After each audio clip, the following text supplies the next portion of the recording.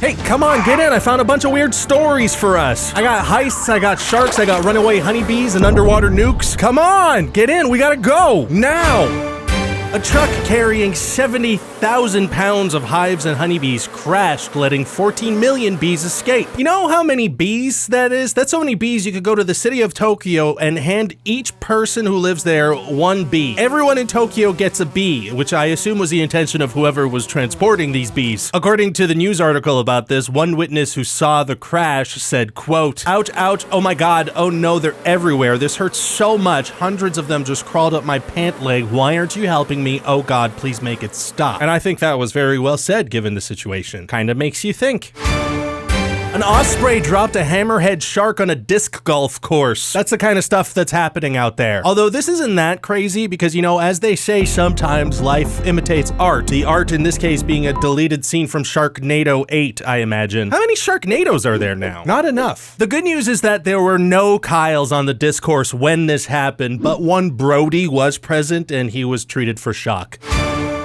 This guy walked into a Detroit shoe store, dropped his pants, and took a big old dump right on the floor in one of the aisles. That's a strange thing to do, but I have to say I'm almost more confused by the article though, starting with the headline. Didn't even wipe. Man defecates in store. Would wiping have made it better? Oh my god, that guy's taking a dump in aisle 7. Oh, well, he's wiping at least. That's not so bad. Oh, looks like he brought his own wipes and air freshener too. This is a good guy, I think. Now here's the first line of the article. When you gotta go, is what one man probably had in mind when he decided to defecate in the middle of a Detroit shoe store on Sunday. You know, maybe, but I would argue he probably had something a little less logical in mind, like, the pigeon demons are after my eyes again, I gotta drop some weight fast! But the story somehow gets a little weirder, because apparently the pooper was with a guy in a nice outfit and they got into a Cadillac and drove off after the deed was done. They were nice, clean cut. I don't know what was going on. Which leads me to believe that this was originally like a two-man robbery heist type job, but they just didn't communicate the plan well to each other. All right, here we go. Just like we planned. We go in, we take the shit, we get out. You got it? Got it. You understand? Go in, take a shit, get out. Let's go. Let's go. Wait. What did you say? Now let's follow the usual toilet sit-down order of operations and transition from poo-poo to pee-pee.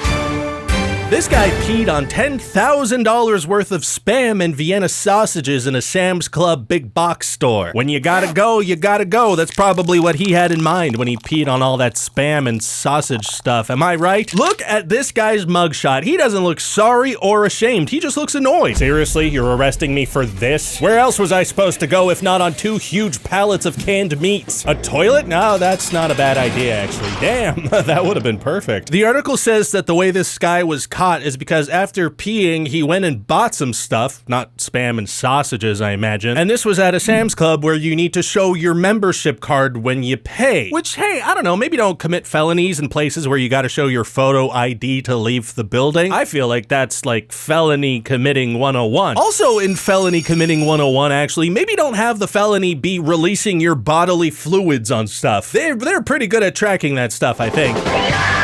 It's the perfect crime. I will disperse a massive urine sample in this store and then show an employee a card with my name, photo, and address on it. Catch me if you can.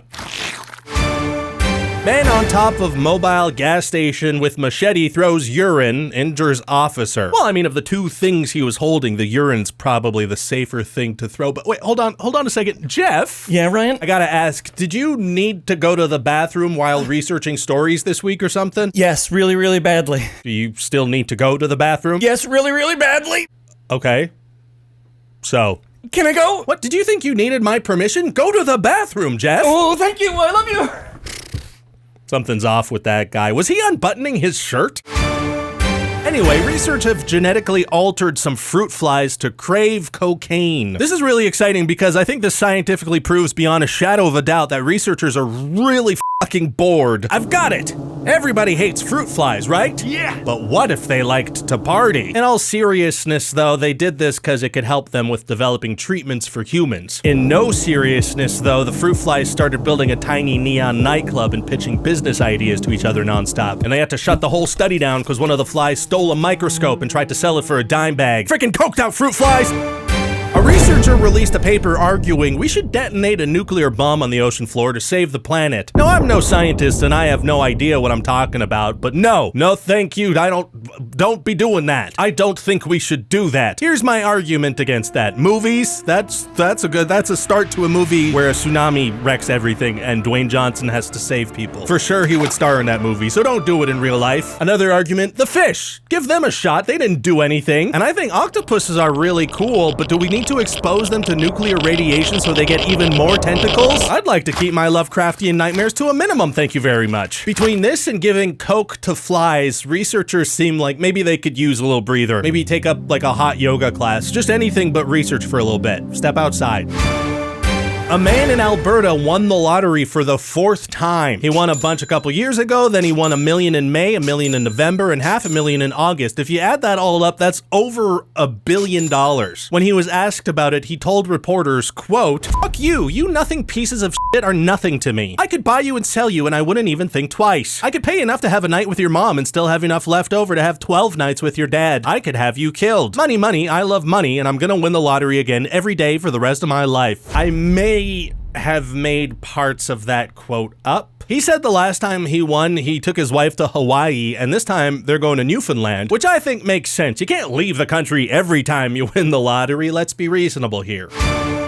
A man in Kentucky was arrested for releasing a raccoon into a business, which, who the hell would do something like that? That is unbelievable. Oh, no, you know what? I see it. I believe it. Very believable, as a matter of fact. I hate to say it, though, but, this guy's kind of got it. He's got that X factor. That is a great shot. That's that same head tilt you used to see in the intros of 80s sitcoms. The two dads and they're both proud of you.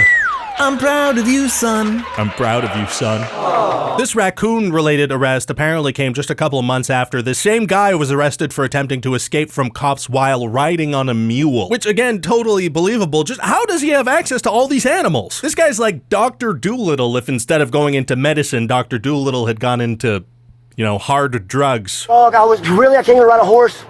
It's not a horse, bro. When you're told to stop by police, you're still stop.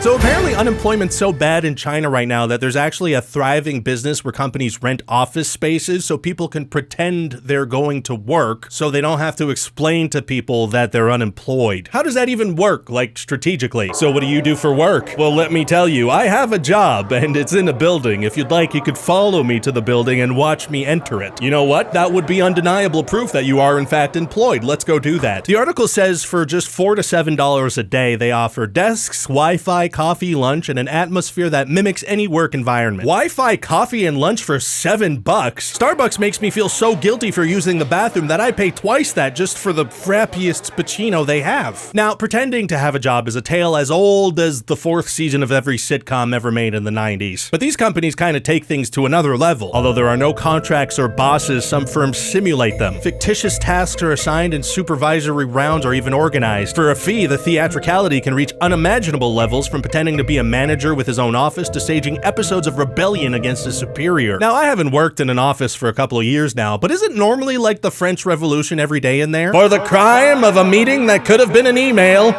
the guillotine!